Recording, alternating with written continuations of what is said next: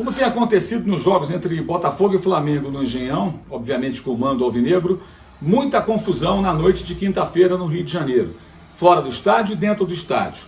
E a partir daí surgem mil e uma teses, né? Há quem defenda a torcida única depois daquilo.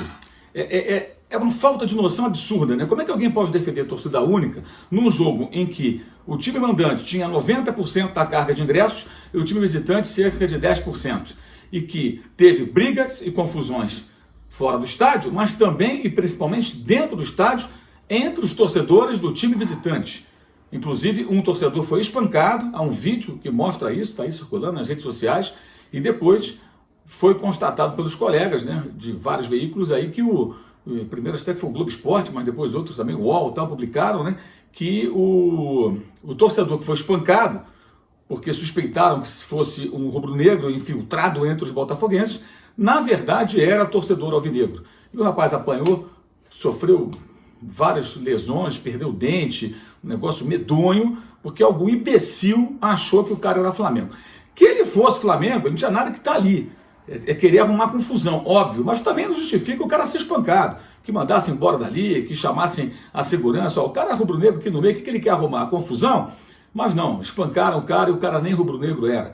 E aí você vai ver uma outra questão que é muito importante desses confrontos entre Botafogo e Flamengo. O clima fica muito agressivo, porque o Botafogo, num momento muito difícil da sua trajetória, acaba vendo cada vez mais o Flamengo como seu grande rival, seu grande inimigo, né? E não há condições do Botafogo, com a sua situação atual, enfrentar o Flamengo dentro de campo em igualdade de condições, em pau a pau, porque é uma disparidade financeira muito grande e, consequentemente, uma diferença técnica entre as equipes.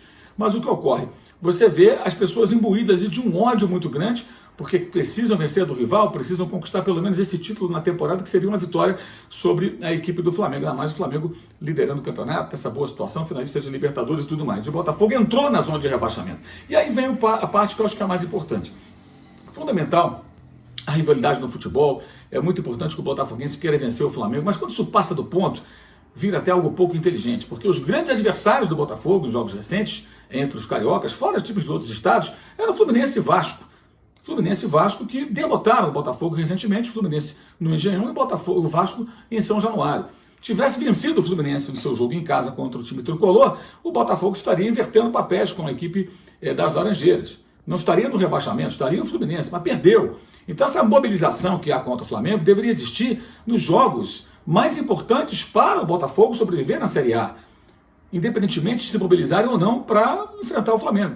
Então cria-se um clima exagerado, um clima muito violento. Fica provado que não adianta a torcida única, porque se não tivesse nenhum torcedor do Flamengo, da mesma forma haveria suspeita de que haveria, de que poderia haver algum infiltrado no meio da torcida do Botafogo e alguém poderia apanhar do mesmo jeito como esse pobre rapaz foi surrado sem sequer ter feito nada de errado. Não justificaria se ele fosse o Flamengo apanhar daquele jeito, né? Mas não sendo, pior ainda, porque alguém achou que o cara era torcedor do time rival. Uma coisa absurda, bizarra, patética, né? E as teses que surgem depois são também terríveis, né? Especialmente defesa de torcida única, quando você vê uma briga dentro de uma torcida majoritária no estádio, 90% do estádio destinado a ela, e nessa briga, quem apanhou sequer era torcedor do outro time, né?